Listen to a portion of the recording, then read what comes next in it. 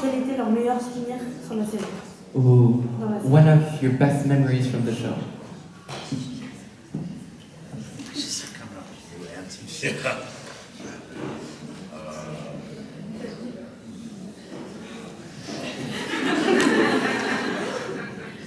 I think one of the best memories from the show, after doing the show for a little while, a lot of things start to mesh together. And recalling a specific moment becomes hard because you have so many. I think shooting the proposal that night, we had a whole scene that we shot before, which I don't remember. And then Ronen and I, we went to dinner. And then we had to come back to shoot the proposal scene, and we had a very short time to shoot that scene because we were running out of time. They were delayed in certain aspects. And I think the joy of just shooting that scene, we were both, very committed to that moment. But I think the joy of it was just how natural it was for us to just be in that moment. And we both got very emotional shooting that scene because it is not every day that scene gets to be, that story gets to be told in that way by these two people.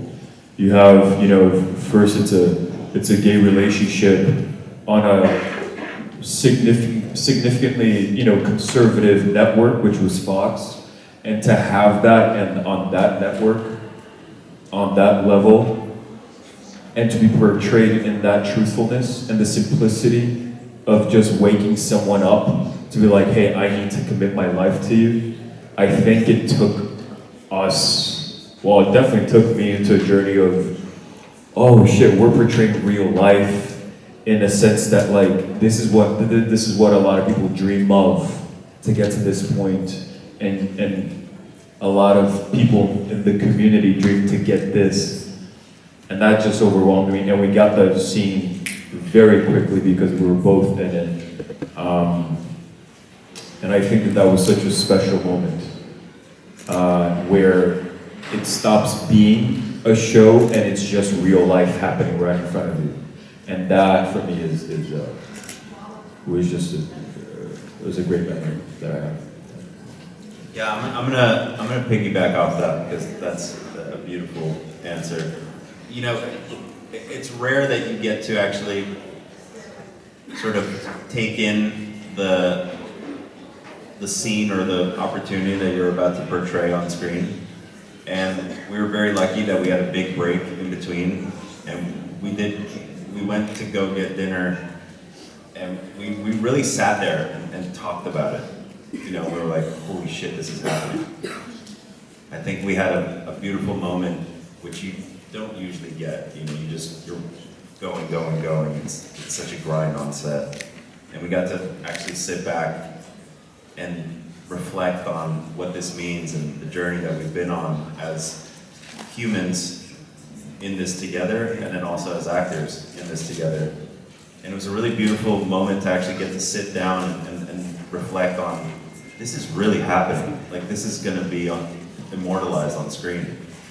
And the way they handled that scene with such care and it was so beautiful, and I think it was nothing like people expected the proposal to be. I know there was theories going on forever. It's definitely not the way I saw it, and I think it was the best possible way to do it, and it's so Tarlos when you think about it. So yeah, that day in general was just so beautiful, and very rare for us to be able to like take a step back and be like, well, we're about to go do this right now. And then yeah, literally during rehearsals we were in it, and our directors saw that and was like, you guys gotta go. Like, let us set up, because all the emotions were there from the very beginning. Every take was intense. So yeah, great answer.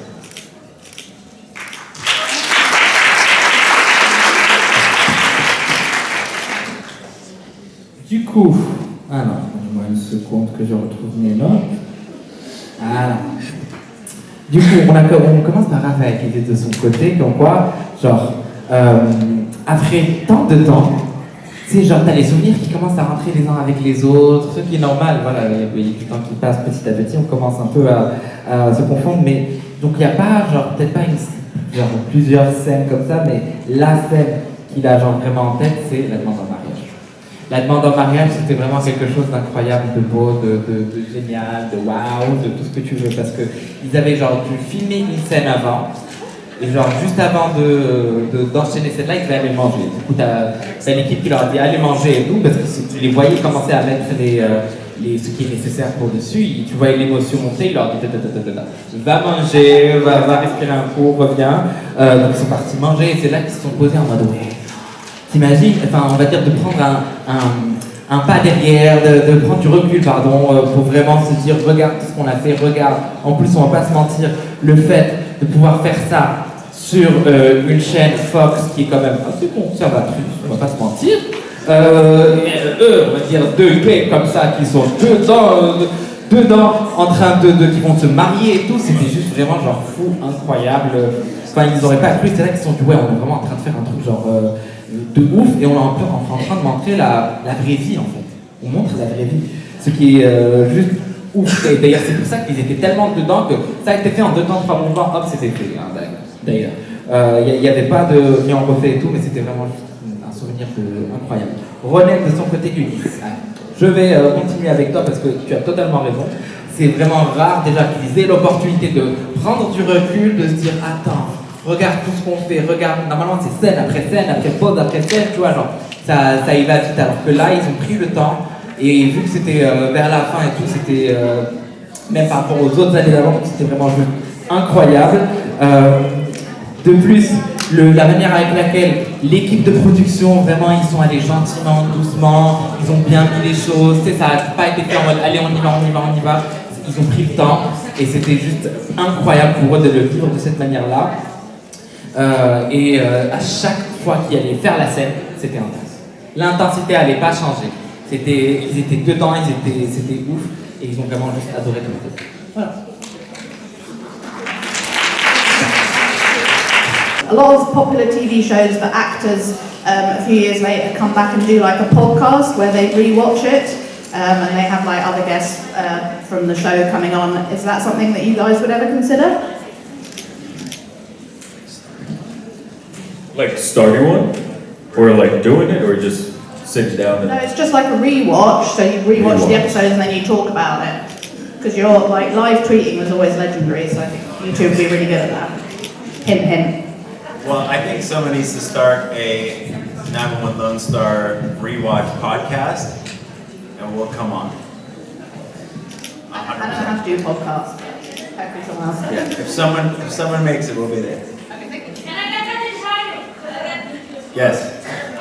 We all heard it here. All right, that's all. Thanks, guys. That's it. Yeah, same for me. That's great. Yeah, we'll go with that.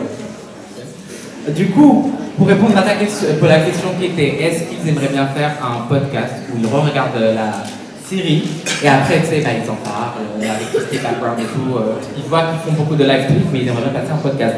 Et on lui dit si quelqu'un se motive à faire un podcast comme ça, genre on y va, let's go quoi, avec grand plaisir. Raphaël qui dit au-dessus de son côté, franchement, on sera là, pas de soucis. Quelqu'un qui crie, ouais, vous l'écrivez, tout. Et en fin de compte, ouais, voilà. I think besides acting, it's just working with, in production, especially in a big show like 911 Lone Star, you're working with hundreds of people all at once, at the same time, just to get that one moment, that one shot, that one line, that one, it's so many moving parts. You're part of you're part of a community, and what I learned personally is that you have to be the leader within your own role, because so many people depend on you. So many people are trying their best. It's such a fickle industry, and if you have the privilege to be in a production, everyone is there to do their best. Everyone, that is their endeavor. And a lot of people rely on you, and you also rely on a lot of people to do your job. So having the humility to understand that you're part of a whole. Some people can get carried away as an actor, as an artist. They yes, they are the star, but I don't think in those situations it helps to act like one. And so it's important to carry yourself with the humility to do your job great, because a lot of people depend on you as well, and there are a lot of moving parts, and so that's one of the lessons that I took away from it, and I'm very grateful that I did, because we had such a wonderful crew and a wonderful cast all around. That's one of the lessons that I take with me. Thank you. Yeah, I would have to agree with all of that. I think you learn to navigate how to interact with people from all walks of life, all different jobs and responsibilities, because technically we're spending more time off screen than on screen when we're working. There's so much time in between when they actually say action and cut. So a lot of it is you're hanging out with these people that you get to work with every day, and you really start to develop relationships and friendships and family. And it's one of the coolest things that we do, and it is truly a village. It takes a giant village to do what we do. There really is hundreds and hundreds of people that are involved with making television, film. So just navigating a million different personalities and walks of life, that's definitely one of the coolest things that we get to do. And sometimes it's challenging as well. You're not going to get along with everyone. But we were very lucky on our show. It was 99% amazing. Thank you. And there's that 1%. And it's very natural to have that 1%. It's very natural. Anyway, in life. 99% is rare. Yeah. It's very rare. At any job, too, really. If you think about any job. Yeah. Thanks. The 1% is Thank you. this guy. Thank you very much. Thank you. Du coup, la question était, qu'est-ce qu'ils avaient appris pendant qu'ils filmaient du coup 911 Lone Star, mais mis à part l'acting. L'acting c'est cool, mais est-ce qu'ils ont appris autre chose?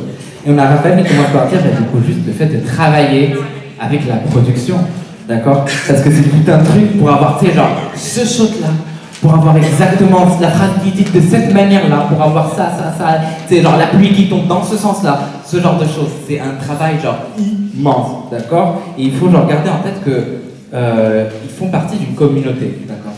Certes, c'est les acteurs, c'est eux qu'on va voir, mais il y a tellement d'autres choses qu'il faut pour pouvoir avoir ce résultat final, d'accord? Il y a tout le crew et à ce moment-là, l'équipe de production, faut pouvoir genre bien s'entendre avec elle, se comprendre et aussi genre garder une certaine humilité, d'accord? Sur le fait que oui, non, je suis pas genre le dieu de cette série, mais qu'on travaille tous ensemble. Moi, je suis le leader dans mon rôle, mais comme eux, ils ont besoin de moi j'ai besoin d'eux pour pouvoir en fin de compte travailler en symbiose et arriver au résultat final qu'on a aujourd'hui. D'accord? Ça se fait pas du jour au lendemain. Et ça, il y a quelques acteurs qui oublient cette humilité-là. En plus, c'est des gens avec qui tu as passé tellement de temps. Eux, ils ont eu beaucoup de chance de ce que disait Rafa, d'accord, sur le fait qu'ils ont eu vraiment une équipe de production qui était vraiment juste ouf, d'accord, un cast qui était juste ouf.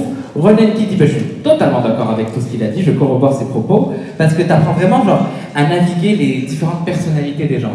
Dedans, tu vois, entre équipe de production, acteurs et tout, chacun est fait comme il est, tu vois. Donc, pouvoir apprendre à se comprendre et à travailler ensemble est un challenge, et c'est ce que tu apprends. De plus, tu passes tellement de temps genre avec ces personnes-là, parce que genre les moments où on te dit action et cut, c'est mignon, mais entre les deux scènes, t'attends 45 millions d'années, et c'est là où tu passes plus de temps avec ces personnes-là, donc il faut pouvoir bien s'entendre, bien travailler ensemble, bien planifier les choses, etc., etc., etc. Et il disait comme quoi c'est normal, il va y avoir un 1%, ou vas-y, ou peut-être on s'entend pas trop, c'est normal, tu peux pas t'entendre avec toute la vie.